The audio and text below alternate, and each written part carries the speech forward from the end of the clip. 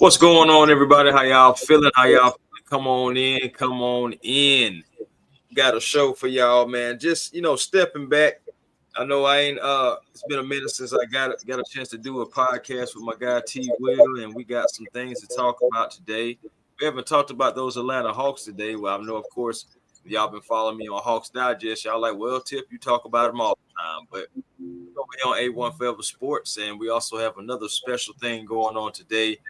The MLB Hall of Fame election announcements will be hopefully momentarily, but we're going to get into the Atlanta Hawks first. And before I get into that, I want to say what's good to you, Will. How you feeling? Let the people know what's up. Hello to everybody in the chat. Chris, what up, man? Thank you for having me on your show. And hey, man, all is well. Excited to talk about these Hawks and hopefully, prayerfully, uh, Andruw Jones can pass into the hallowed halls of the Hall of Fame, for which he truly deserves, man. So super excited about that. And yeah, man, super excited to be here. Yeah, indeed. Yeah, I got actually the MLB network. I got it actually on. I'm kind of like looking at they're up there chatting, and they've been chatting up there since 4 o'clock. I thought the announcement was going to be at 4, but no, the coverage was starting at 4. At 4, right? There's some chatty Cathys tonight. I'll say that they're doing more chatting than anything, but hopefully we'll find out soon, right? Right. It should be coming down at any given time. But again, like I said, starting off, want to start this thing off right, and it's what's wrong with the Hawks. What is wrong with our Atlanta Hawks? Let's talk about our Atlanta Hawks for a second there, T. Will. And when you look at it, the past few games have been pretty tough for Atlanta. Especially that last one with the Bucks losing that one by 2. That one came down to the wire. Atlanta fought back, but overall, the Atlanta Hawks are looking for a win. It's been since January 11th, since the last time they won a game against the Golden State Warriors on the road. Being those road Warriors, and the Hawks are a better road team this year, kind of by default because they've played some of the most road games in the NBA. But still, at that same token, it's like they're better on the road than it is at home so far. And right now, man, the Hawks are on a 4-game skid. And they made this trade, and they now are 1-4 since the trade. So it's what is going on with the Atlanta Hawks? We thought that, well, at least the narrative was Trae Young was the problem. We get rid of Trae Young, and that's probably going to, have the Hawks improving and being better. The narrative was built about the wins and the win total, how the Hawks were winning more games without Trae Young. Not talking about the level of the competition, but at the same time, I understand because it's the NBA and that's the best of the best of type of competition. But still, the Atlanta Hawks are starting to look a little worse than before. And guys' numbers are starting to dip. Their production is starting to slip here and there. And it is ultimately just what is wrong with the Atlanta Hawks. Right before you answer that, though, T. Will, let's take a moment to acknowledge the chat and my guy DJ Big Q in the chat. What's good, family? Also, who else we got here? Robert Blackman in the chat. What's happening, Robert? How you feeling? Yes, sir. Yes, sir. Q says we're still missing a true big man, and that's a man. We are, and that's nobody. It's like it's crazy how like that should be the more topic of discussion than anything, but that's where we are.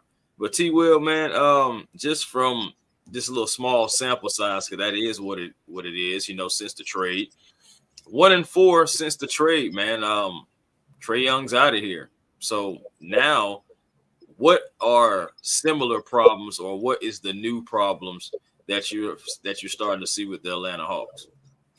What I see, and again, I am not as astute in the game of basketball or the sport of basketball as you are, sir. So I say this with a modicum of respect, humbly, in my opinion, the spacing, specifically when McCullough is in there, is awful. It's just awful. So when the Hawks were doing their what do the young kids say? When the Hawks were doing their big one, when the Hawks were out there getting it, when the Hawks were aura farming, is that what the kids say, Chris? When the Hawks were out there doing their thing, man, the spacing was great. It was come down, pass the ball, a lot of passes, and then a wide open shot, which you see a lot of teams do that. Now with CJ McCollum, it's more ISO, right? And that's good for CJ. You can get your 20 points, but you don't get Kennard warmed up. You don't get Kisner warmed up. You don't get Beat warmed up. And those guys kind of need that. They need that ball movement. They need that involvement to get it going. And the problem is, if they're not scoring, they're not really gems defensively. And you see us getting blown out because we never get into a rhythm. Because CJ goes down, does his ISO thing. He's going to get his 20, 22, 23 points, but there's not enough ball movement. There's not enough assist to get the rest of the team going, right? The best thing I can say about the Hawks is the sum of its parts is better than the collective individuals. The only way they're going to win is through ball movement, fast passes, 3-point shooting, and then getting back on the defense. And we can't do that right now with CJ because A, he doesn't pass the ball enough, and B, it's like he's playing ISO ball. But those are my thoughts. What are yours? Oh man, well, I know that as far as like with the Hawks go, they're kind of close to the average as far as like with their assist total. They're at 29.6 in the last 5 games. They're normally a little bit at like 31, 32. And believe it or not, that little bit can be a difference, as crazy as that may be sound, but it can be. And ultimately, I'm looking at the ball movement when he's on the floor. It does seem more stagnant. It does seem more one-on-one. And I know that he is a shot maker. He's also a ball handler, a secondary playmaker. But he has, if you look at cleaning the glass, at what he's been doing since he's been on the Atlanta Hawks, he has the highest usage rate now on the team already. And you already had a ball handler. His name was Jalen Johnson, and he was growing into that role and had been evolving into that role the entire season, which is another reason why the Atlanta Hawks were okay with pulling the trigger and getting rid of Trae Young, as well of that with his contract. So the problem was defense, the problem was contracts, and the problem was, some shot selection, shot making, etc. But it's still early, but right now CJ is not necessarily fitting what the Atlanta Hawks want to do. Yeah. And Quinn Snyder is going to have to figure that out on how he's going to implement CJ McCullough within this offense moving forward, because the Atlanta Hawks are in danger of slipping out of the play-in altogether. The Milwaukee Bucks is nipping at their heels, and the Atlanta Hawks are already in the 10th seed, and they're on a 4-game losing streak now. But also, just back to CJ McCollum, his assist, him being assisting passes and helping facilitate the offense within a facilitating offense, an offense that's number one as far as assists. He is not passing the ball. He is not facilitating. He has a below average or just low ranking when it comes to getting others involved with the ball. And it's been hurting. It has been hurting. Now, I can't say that about the Bucks game. The Bucks game was just overall a team terrible shooting, 1 for 22. They didn't hit their first 3. CJ McCollum hit it, by the way. They didn't hit that first 3 until 27 seconds left in the second quarter. Yeah. So and it's the worst field goal percentage in NBA history in a half. Yeah, but I you have to get guys involved. Like my biggest, when the Hawks are playing their best, it's let me drive in here. Oh, that guy's in the corner. Oh, let me pass it to him. Oh, let me see somebody else. Oh, in the corner, 3, bam. and you get 3 or 4 guys going, that's hard to deal with. But the thing about most 3-point shooters, they're like running backs. You got to give them the ball, right? If Volume. you're ISOing, you know what I mean, and for the whole first quarter, and then you just throw it to a guy in the second quarter, he's not really warmed up. You got to, it's just, I just don't think CJ fits what we do. And again, I could be wrong. No, I'm just saying. I mean, you have volume shooters again. Like, okay, check this out. So you look at Crispert, right? What does he do best? Shoot. Yeah. Same thing for Kennard, right? And you arguably this season you can say the same thing really for Vit Krejci. And I'm happy about Vit emerging and I'm saying as a better 3-point shooter and being able to be confident as well. But all of those guys have to get touches, and all of those guys also share something else in common. They're not good defenders. Right. So you have all these guys, okay, if they're not going to be good defenders or they're subpar, you have to at least get them going on the other end so they benefit and they're showing some kind of value. Otherwise, you just got bad lineups out there just getting taken advantage of night in and night out. Right. So when you're not moving the ball and those guys are not able to be involved, you look at it. Before the trade, in the last 2 weeks, Luke Kennard was starting to come on. Yep. He was starting to come off the bench, knocking down threes, get double digits. It was a span of 6 games. Yes, 6 games of when Luke Kennard was averaging in double digits. Yeah. Because he was coming off the bench. They were finding him. That lefty was shooting. Vit Krejci, what would happen? He was getting into rhythm. It was getting to the points where you have some games, Vit will get into so much of a rhythm. He'll come off the ball screen and he'll just automatically just turn around and just shoot. Yep. And knock it down. Yep. But again, these are volume shooters. These aren't, so we got microwaves. We don't have guys that just come off the bench and yarn and all of a sudden they just scoring. Everybody can't be Nikhil Alexander-Walker. Right. We'll one of those. That's the only guy that I see on the Atlanta Hawks that can literally come off the bench or can literally just start off and just automatically just start scoring. He's been awesome, by the way. Oh, yeah, absolutely. Awesome. He has been outstanding. I did not know he was that good, but he has definitely catapulted this Hawks team. And I just think that, to be honest, I really feel like we're releasing McCollum. Now, that's me. That doesn't make me right. But, if he can't fit what we need him to do, then maybe we need to cut down on his minutes. He's affecting the team in a negative way. And the Hawks are only going to win one kind of way, right? Like you said, we don't have a lot of bigs, so we can't bang with people. You know what I mean? We need to be up by 10. We need to be jacking up threes. We need to be building the lead so that when they start to, we're going to drive or we're going to do this, we can withstand that. We're not going to be able to just drive into the paint right now. We don't have that kind of team. We need to move the ball around and shoot. And we're not doing that. And Robert Blackman is 100% right. We need a point guard who can distribute the ball and get others involved. Like when Trey was going good, and I personally think the issue with Trey this year, Trey's just hurt. I think he's still hurt. I think it's probably going to be the better part of the year before Trey gets back to Trey. But that being said, they can't sit him the entire season though. No, I get it. A lot of eyebrows, so they got to figure. They got to figure it out. But I mean, hey, that's But what I'm saying is, when Trey was Trey, he did a great job of knowing when to distribute and when to score. Hey, I got to get this guy involved. Let me pass it. Let me do that.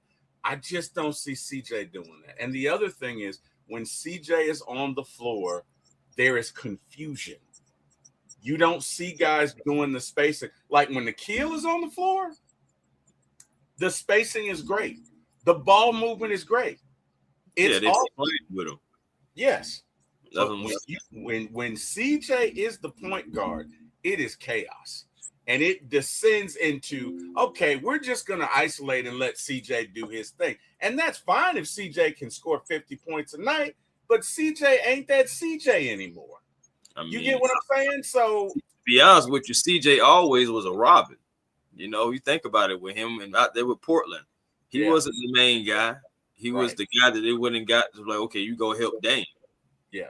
So anywhere that he's been, he's not necessarily been the guy. He's been, a guy that that can fill it up, a guy that that on the offensive end, he gonna bink a little bit, especially in the younger days. CJ will bink it, step back three.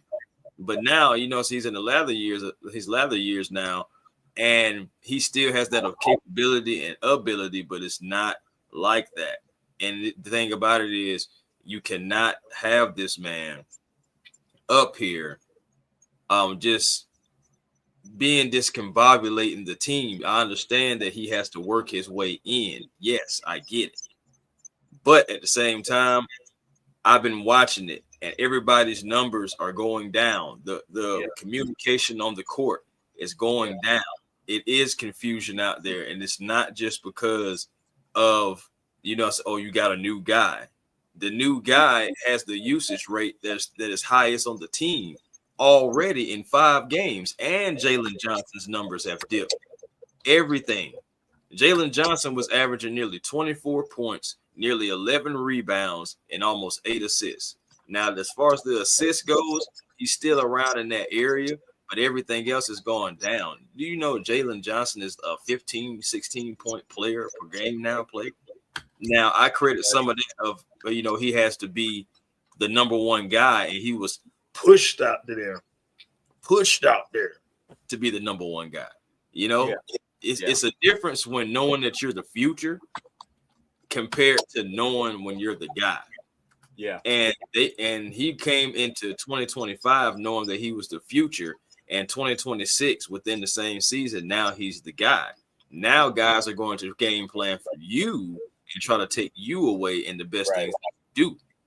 Right. I think teams are okay with Nickeil Alexander-Walker going out there trying to score 40, as long as Jalen Johnson don't have 30, 20, none of that stuff like that. They feel like they've done their job because we already on seen it. Nickeil doing heroic. I'm talking about heroic plays. He's out there putting the ball in the basket, but he's not getting that same support like it was. And it's hard. And it's hard not to say before the trade, because before the trade, everything was happening.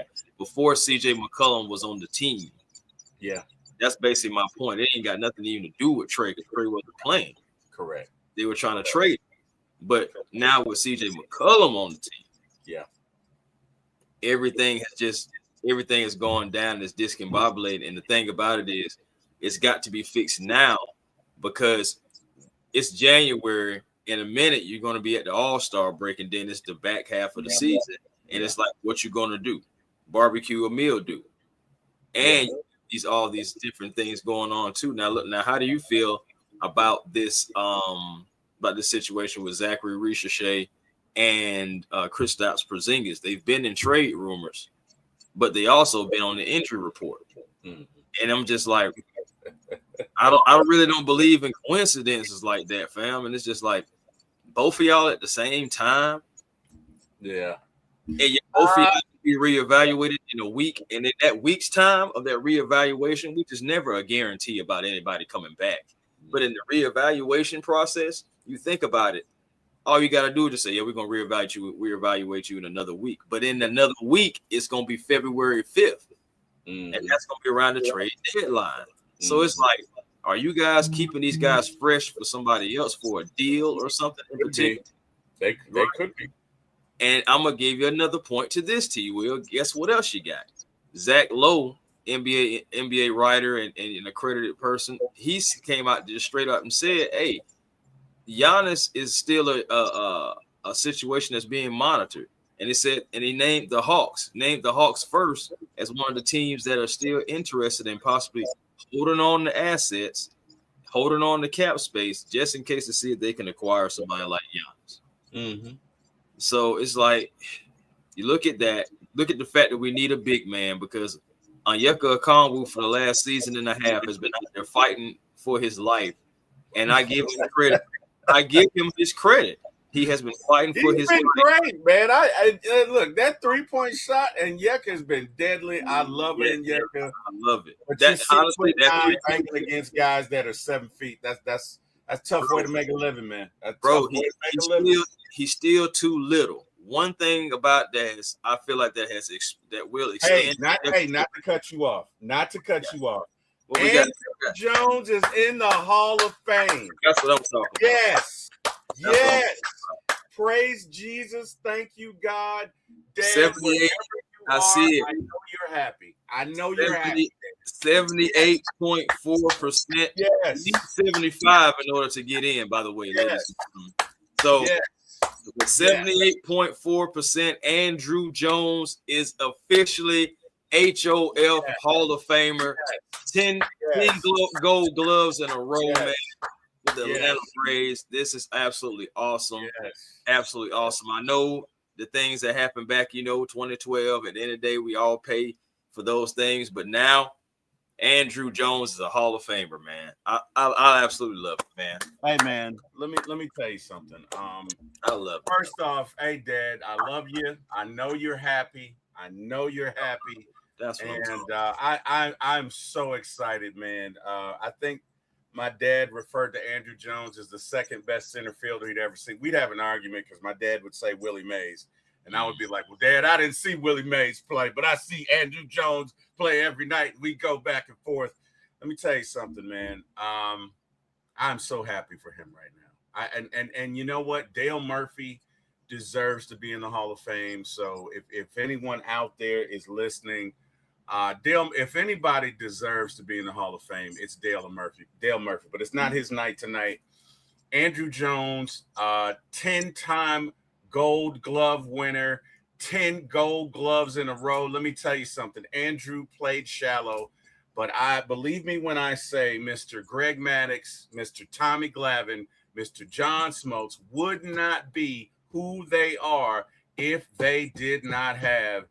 Well, I'm not going to say that, but they wouldn't have as much as success as they did if they did not have Andruw Jones. Andruw Jones played in shallow, Chris, but he could go back on the ball with the best of them. He would take away little short dunk singles, but he would take great routes to the ball, and he was so good it looked like he was lackadaisical.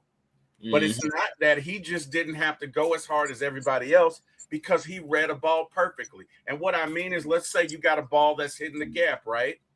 Let's say that cruising over there. You got it right, but you got to take it. You got to go 60 degrees in a certain line to get there, or you can take a circular path and run harder. Andruw Jones ran perfect routes to the ball. He was perfect at that, right? He probably took away more home runs in that 10-year period than anybody else. He is the greatest center fielder that I've ever seen. And Chris, I'm just super happy for Andruw Jones because he deserves it, man. I'm gonna shut up now. Just give us your thoughts. I'm gonna shut up, but I'm just super happy for it. Oh no, man! I ain't gonna lie to you. I share the same happiness that you share for Andruw. I know for me, watching him coming up, I was more so like a kid, still, understanding the ins and outs of the game when I first seen Andruw Jones. I'm talking about back in the 90s now.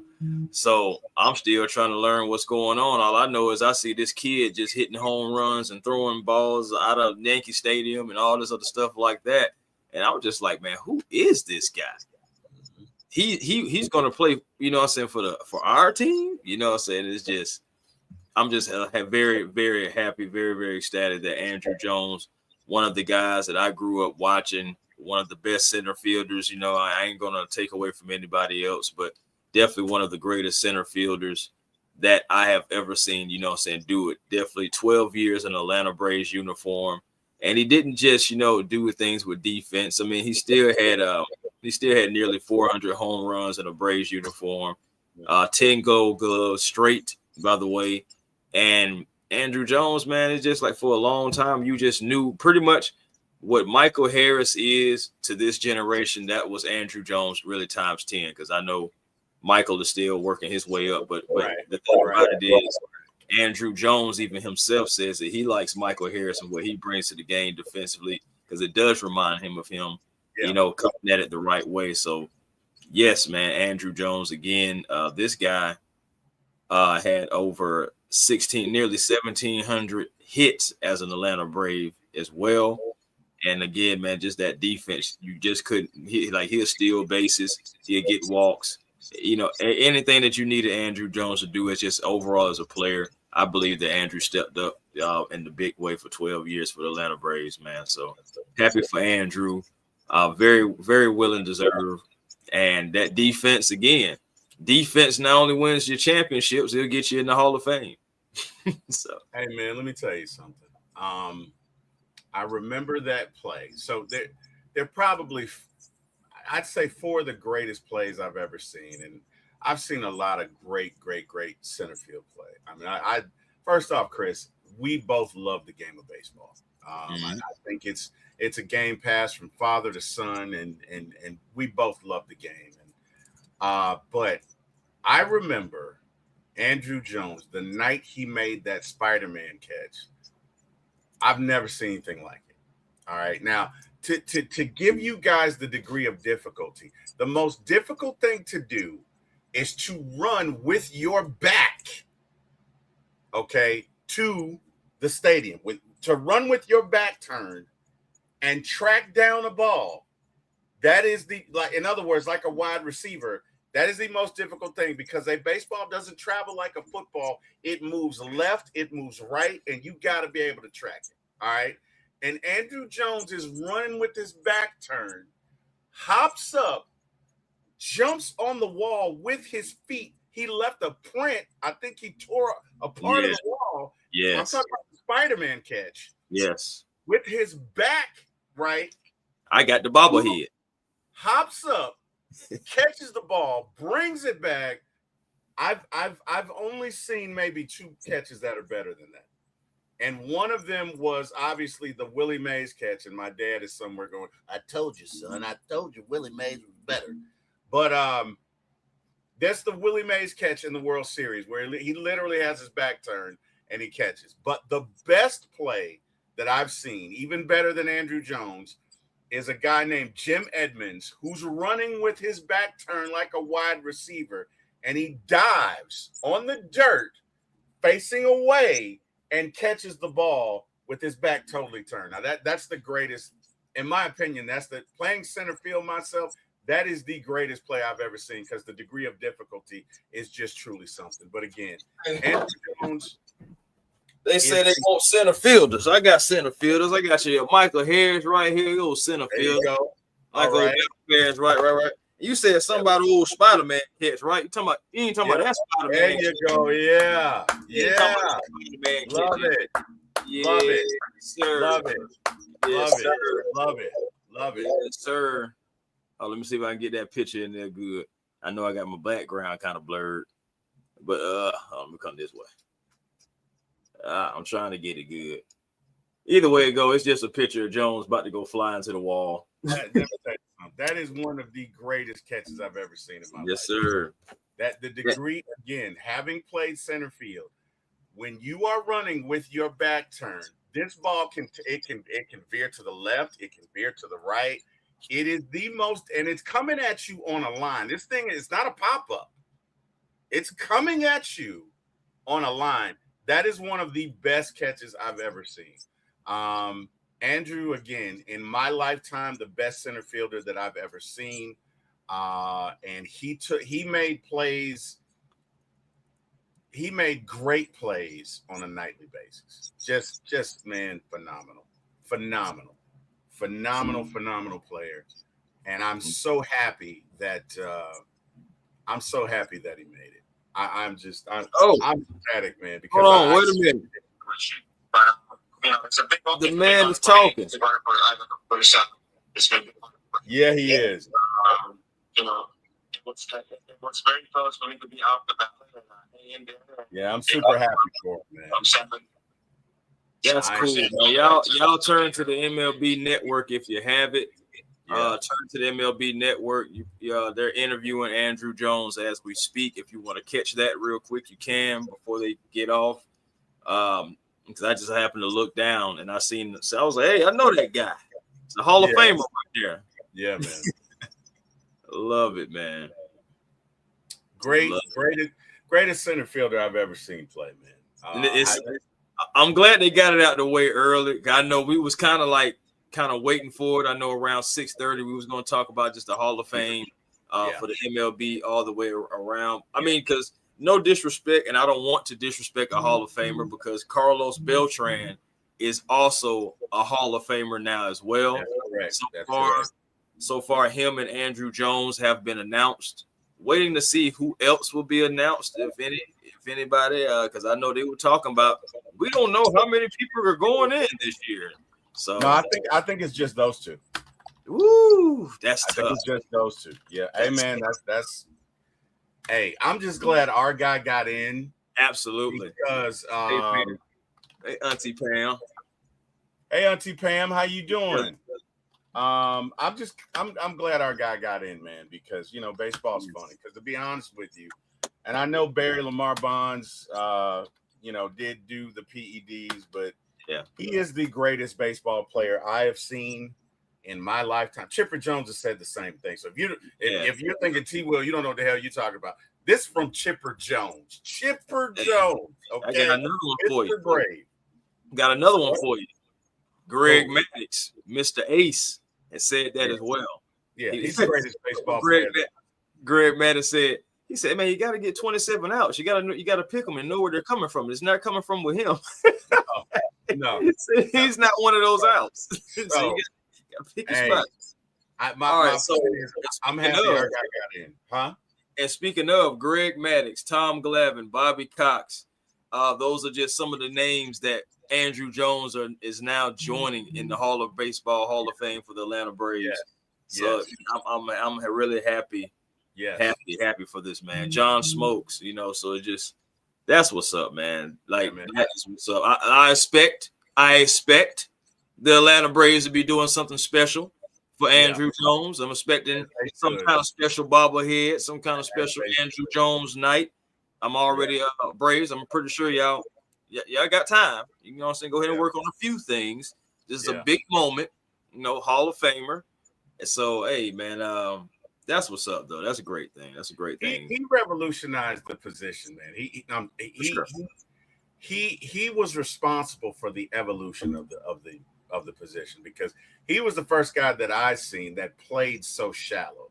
So a lot of those singles that you just dunk in, they weren't going to get by with Andruw. But make no mistake about it, he could go back on the ball better than anybody I've seen. Because the most difficult ball to catch is the one that's hit right at you, but it's over your head.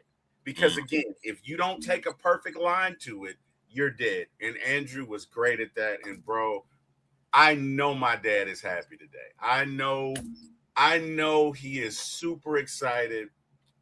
I can't tell you, Chris, how many arguments we had about Andruw Jones and Willie Mays. Oh my God, he loved Willie Mays. He was like, "No, it's Willie Mays." I was like, "How can you say that? I watched this man every night, Dad." And he was like, "Well, I watched Willie Mays. And Willie Mays was Just real quick, even about even more. I just want to dive some more of this into because this is a big moment. So we're gonna segue back to the Hawks, but just even back to my guy Andruw Jones again. Like I said, the 10 gold gloves that was from 1998 to 2007.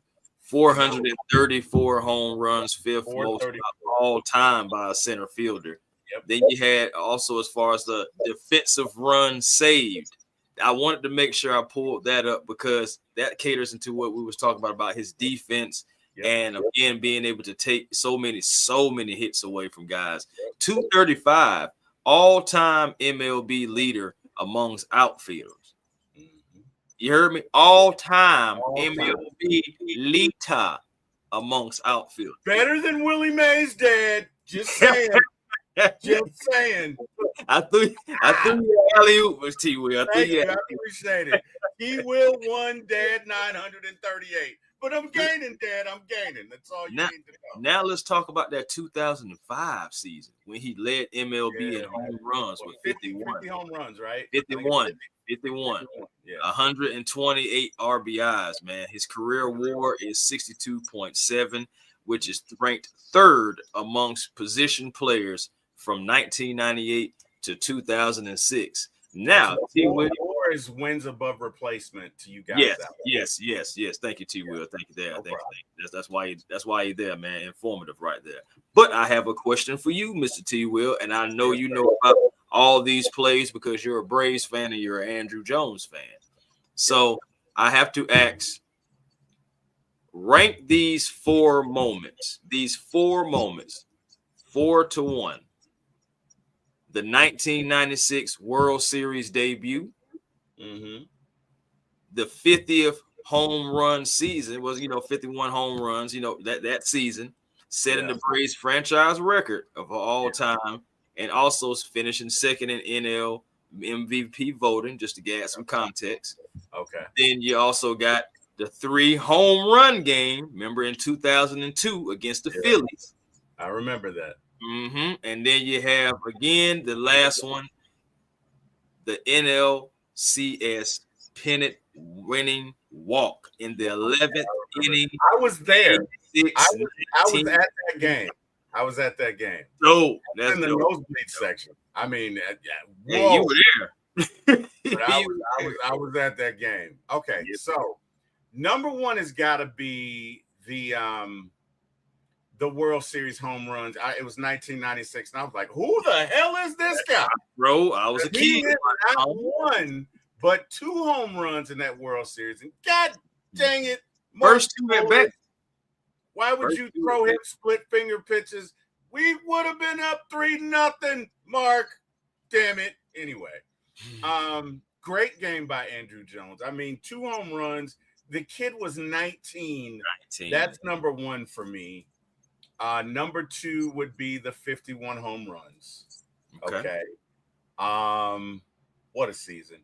Number 3 would probably be the walk to get to because that was against the Mets in '99. And we went on to Rogers. And the Yankees kicked our, what? Yeah. And then what was the last one? Because it's the last one. But what was that? The 3 home run game against. Yeah, that would be number 4 for me. Okay. I like it, man. I like it. What about for you? Shoot, man. For me, honestly, I gotta go.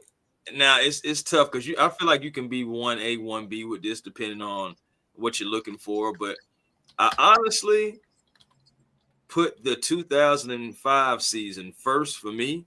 Just him setting that franchise record. I didn't see that coming from necessarily Andruw. Me neither. Like I said, 51 home runs, nearly in that MVP. Like I said, finishing second in MVP voting. But because, what you still had to go up against guys like Mark McGwire and all that stuff. So, dealing with that. But also, you go into the second part of that. Number 2 with me would be definitely the 1996 World Series debut, being 19.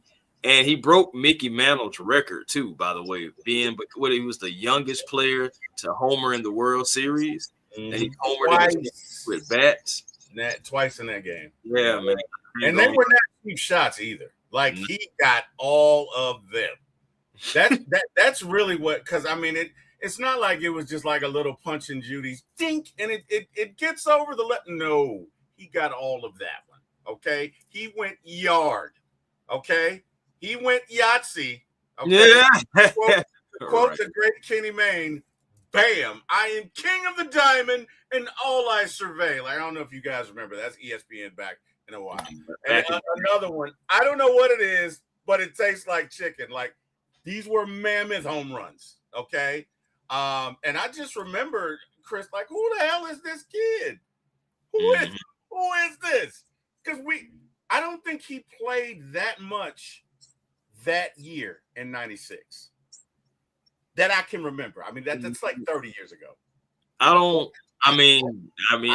It was quite a long time ago. I don't believe he had a lot of playing time like that. I don't think he did. One of those things that he just got in. Let me tell you. He made do. And honestly, after that, really those home runs, you really can say the rest was history. He was off to the races. You know what I mean? It just, dude. But I just remember, because again, those are mammoth shots. It's like you're talking 450, 500 feet shots. Not once, but twice. He got all of that. All of it. It's still going, probably. Ooh. Yet. Bro, listen to this, though. This is what I did not know. In the span of 1998 to 2007, when he was winning those gold gloves, he was racking up a 24.2 defensive WAR over that. He was the best in the world. Like, he was but from 98 to 2007, he was the best in the world. He's best in the world. Like, you just don't hit it to center. Let's put it that way. Don't hit it. Yeah, hit it anywhere but don't do that. And the next closest Hall of Famer to that was Scott Rowland. For those who remember that, the Phillies. From the Phillies, I remember Scott Rowland. Third baseman. He was at a 15.1, and one of the greatest catchers, in my opinion, that's ever done it. Ivan Rodriguez was at 13. Pudge. Remember that? What was that? Is that the Marlins? Where I think they were playing the Giants, and somebody tried to come home on a single, and they threw him out, and he ran Pudge over, but Pudge hung on to the ball. Hung on to the ball anyway. The Marlins, I think, advanced because that was the series-ending play. So, yeah, man, I love Pudge. Pudge was a great catcher. Very reliable. Just a reliable guy. So I always like Pudge Rodriguez, man. Yeah, man. Andruw but 434 home runs. A lot of people don't realize, 500 is automatic Hall of Fame. Right. So, 434 and that kind of power on top of the ability to basically take anything away. On a nightly basis, Andruw Jones probably took away 3 or 4 singles where anybody else in the league, that gets down. And the funny thing about Andruw is that because he ran such good routes, he didn't have to run hard, which initially when he started playing would piss Bobby off because Bobby thought he was loafing. And it wasn't that. It was just that he was that good. You know what I mean? Yeah. So where, somebody else might have to kill themselves to get to a ball, Andrew's there with time to spare. Like, okay, I'm waiting for it. Yeah, I'll get my cup of coffee. Okay. You know what I mean? He was that good. So, Hey, man, phenomenal player, dude. Phenomenal player. I'm ecstatic tonight. I know I'm going to be celebrating for Andruw. Yeah, sure. Man, just great. Just great. I am definitely happy. And just like you said, because him and Beltran was the only guys that was able to get over 75% of the votes. Yeah, so man. Those two guys are the only Hall of Famers for 2026. And good thing for Andruw Jones, one-time Silver Slugger, of course, 2005. Same thing for NL Player of the Year, 2005. Guess what? That Hank Aaron Award, 2005. Yeah. And of course, with that, 2005 was his best year. That's just, of course, just to play spoiler here. But also, remember that night Bobby took him out for loafing? There was one time Bobby did take him out. He did, and I don't know what happened, but he, because Bobby took him out in an inning. He didn't wait. He went out to make a change and then took Andruw out to make a point. And I don't think he ever had to do that again. But he never had. There was that one time. I don't know what Andruw did that day, but he pissed Bobby off, man. Speaking of Bobby, let me tell you something. That dude loved to get kicked out of games, man.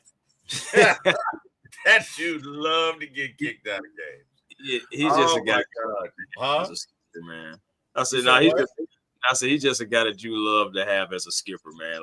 Man, let me tell you something. If you listen to those old Brave stories, they are hilarious. But you know who was quite the character that a lot of people don't know that you wouldn't expect? It was Greg Maddux.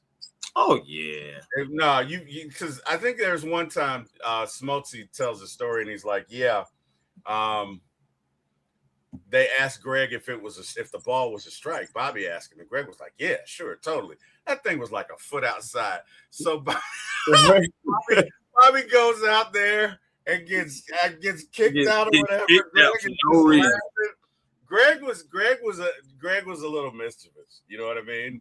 Oh Greg, yeah, that's why it's cheap. Greg was. I like watching those old stories with him. But yeah, Smokes was like, yeah. He asked him, was that a strike? And Greg was like, totally. Wanted the line through his teeth. Just, you know what I mean? Just goes off on the umpire and gets kicked. But it makes you feel good when you have a manager that just wants to see you win that much. That look, anything that's questionable, he's going to go and check the umpires. And I think that's what his players loved about him, man. So, you know, I know Bobby's up there in age, man. Shout out to Bobby Cox. Shout out to him. You know, I think he drafted Andruw. And a lot of people don't know this, but the Braves of the 90s, that 91 team, Bobby Cox actually assembled that team. He was the general manager that drafted Ron Gant, that drafted Dave Justice, that made the trade for John Smoltz. That he and Sherholtz worked together, but they built that team, man. So I'm just super excited, man. Andruw for me was like the last one. I'm hoping Dale Murphy gets in there because I really feel like he deserves it, Chris. I mean, you're talking about a 2-time MVP. You're talking about a guy that was for a 10-year period was really good. Now, he fell off after that because of injuries, but you can't really hold it against the guy for injuries. Like Murph was just a phenomenal guy on and off the field, and I think it's sad that he's not in the Hall. But again, this ain't Murph's night. Murph, wherever you are, man, praying for you, buddy. But I just think he has to get like reevaluated or something like that, right? Because he's not even on the ballot anymore, right? No, he's not. He's going to have to be. I think there's like an elder council or something like that where they look at those cases. But I mean, yeah, I think he will get in one of these days. It's not going to be anytime soon. Again, Murph was center fielder when I was a kid.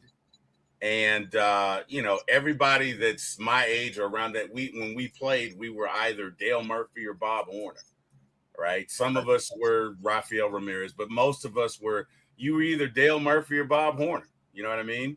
So, yeah. But anyway, man, just Andruw, phenomenal talent, man. And again, if you look at a lot of the guys that like one year he had Chipper in left, and I think Brian Jordan in right, or maybe Klesko in right, and, you know, neither one of them were, you know, I mean, Chipper was decent, but Chipper's really a third baseman. But I think Chipper was playing third base because we went and got Vinny Castilla for Chipper was playing left field, I'm sorry, because we went and got Vinny Castilla for third base. And I think he did that for like 2 years, which good on Chipper because a a lot of guys wouldn't have done that. Yeah, no. That's Mr. Brave, you know. That's man. But hey, man, dude. I love that I love the one thing that last thing I got for because I want to talk just a little bit more Hawks before we get up out of here. Yeah. But that game-ending dive that he had against I think it was the Expos. Remember, it was like Tom Glavine. It's like a game, and then he did like a full extension between that left and the gap in Montreal. Oh, and God bless him. Yeah. Let me tell you something. That turf in Montreal ended a lot of careers, bro. It did. Because that turf back then, this is before a lot of y'all said, that turf back then, that was cement. Cement. Okay? You dive on that if you want to, buddy. Woo! And Andruw, bro, I remember that. Because when that ball was hit, I was like, and I think it was the end of the game. Didn't they have a runner on base? It was the final out. I think they had a runner on base, and I think they tied the game if this ball gets by him, but it's deep in the gap. And Andrew's like way over here. And when that ball's hit, I'm like, oh, there's no way, right?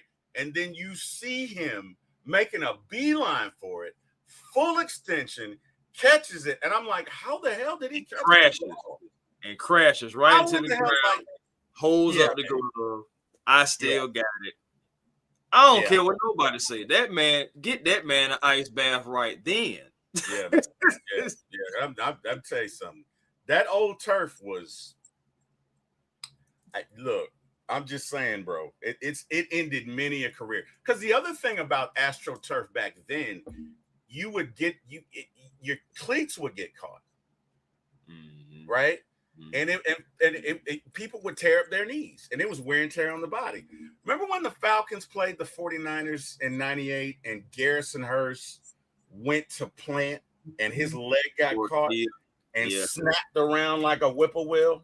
Yeah. That was that kind of AstroTurf. Sorry. So yeah, man, you're right. But hey, let's get back to these Hawks. Yeah. But what's the remedy, Chris? What's the remedy for these Hawks? What's the remedy? What are we doing? Just finishing up with this, man, because I know we both really was on lunch break. So just finishing up with these guys, man. They have got, again, Quinn has got to figure it out. It is on Quinn. At the end of the day, it was never just about Trae Young. It was never just the Trae Young problem, I believe. I think the Atlanta Hawks had other issues going on, because other guys were not playing defense. Other guys are getting scored on. Some guys have regressed on defense, It's just, and again, you have no paint presence. I feel like that's the biggest issue out of everything. You would have big men, because Onyeka is not necessarily a big man, so he plays big for his position, for his height. But again, against a true center, he just can do the best he can, but it's not going to end well. It never has.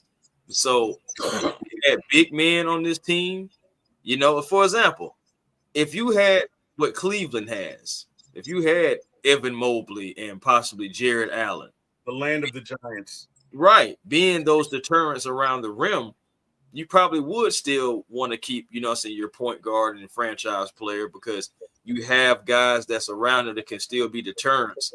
Even if guys get around him, it's like, okay, well, when I get to the rim, there's 2 or 3 guys that are 6'9" and above, or 6'10" and above, and they're waiting for me, and they have athletic ability. So again, it's personnel too. You got to think about it like that as well. And we do not have paint presence. We get smacked in the paint most nights. We get out rebounded most nights. And now it's getting to the point to where we're starting to lose our advantage. We're getting out and run and getting out in transition. Teams are starting to get out in transition against us. Yes. that's what we gotta fix. That's what we gotta get fixed. But let me ask you this, Chris. Do you think that Anzi is an analytics guy? And I say that because I just don't think that when he looked at Trae, he thought that Trae would age well. I think that when he looked at it and said, look, for $49 million, he's not going to age well. Because Trae's I can be better, T-Will. Let's keep it real. Anzi Saleh doesn't have to be loyal to anybody except for really and truly Asa Newell. Yeah. Yeah. Just being, and of course, this future pick in 2026, wherever it falls, those are the 2 guys. It's a top 3 pick, right? Hopefully it'll be, in that area. But regardless, it's going to be in the lottery somewhere, because, of course, the Pelicans, every game that they lose, it better our chance. So I'm hoping that they just continue just to lose on out. Why not? You know what I'm saying? You got Amen. Let's do it. But but that's what I'm saying. But that's what I'm saying. Like, he doesn't have to be loyal to Trae Young, though. Would you send that pick for Giannis? No. There's only You wouldn't. No. I'm gonna tell you who I get that pick up for, though. I'm gonna tell you who I get it up for. Oh, Anthony Edwards. That's who you give. That's not gonna happen. They're not gonna. You asked who I give it up for. You're right. So you wouldn't give up the pick, then, is what you're saying, because he ain't gonna. Yeah, that's exactly what I'm saying. Because Giannis. Because one thing about it, I wouldn't give up a first rounder for Giannis. I didn't say that. I'm saying I'm not giving up next year's potential top 3, top 5 pick. Anthony Edwards. That's the only thing. That's the only player that can garnish that for me. Wemby. Let me see who else can garnish that for me. I'm just being realistic, because those I are. Get it. You're just not going to give it up, because neither one of them are going anywhere. So. But those are players you give up picks like that for. That's what I would give it up for Giannis. Because if you could have Giannis for 4 years, we got a shot, man. If you get Giannis, that's a different conversation with these Hawks, bro. Contingent upon who you give up, right?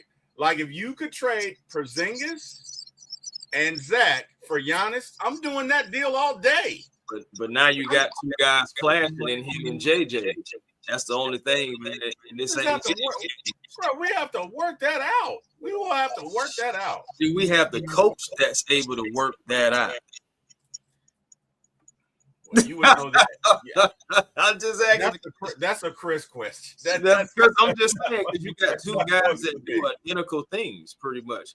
You look at both of their games; they have differences, but they have so many similarities. Both of those guys like to get downhill. Both of those guys. Why not play them both? Why not play them both, Chris? Hey, I'm not saying that you can't, but as long as Giannis will be able to come in there and continue the ball movement. Giannis is your center, right? Giannis is your center, right? That's not a good thing, though. Why? I don't need Giannis banging with Zubac, saying twice a year. I don't need Giannis banging with Jokic. I don't need him banging with Cat, necessarily. I want to go get a center to do that and make it lighter on Giannis. And Jalen will have to play the 3. So honestly, his offense need to go up a little bit if he's going to play at the 3. Not saying he hasn't taken it to a new level, but it would still be just a few more things he would need to add or be consistent with. I feel like to play that 3 at a consistent level. That's all I'm saying. And some of that is going to have to be on the defensive end because there are some guys that can play the 2 and the 3 that can go. So you got to make sure that you're good on that defensive end too. It's not just the move. You'd know more than I would, but I'm telling you, if I could get Giannis and JJ, I'm doing it. Yeah, I'll give him a first round pick. Because I'll even give him a first round pick next year. It's just not that one. I'm doing it. I'm gonna pick you. I'm doing it. I give you 2 first rounders. I give you 1 next year and 1 future. It's just you ain't getting that one. That's all. Getting that one? Okay. You can have KB, you can have Luke, you can have CJ too, but you ain't getting that one. That's all I'm saying. Hell yes, you can have CJ. Yeah. I give you 3 players and 2 picks, and I still I'll help him back. You can have them, sure. Okay.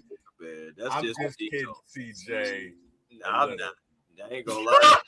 I ain't gonna lie to you. I will give you all 3 aspiring contracts. I'll give you a future first. I'll give you the back end first for next year. And I ain't gonna lie, that's gonna be the end of that. Dixon Way says I'm tripping. Yeah, man. Bro, that's too valuable. Like I said, at the end of the day, it like for example, even with Anthony Davis, if that was Pelicans, I'm about to lead the Pelicans now. Anthony Davis. That's type of players.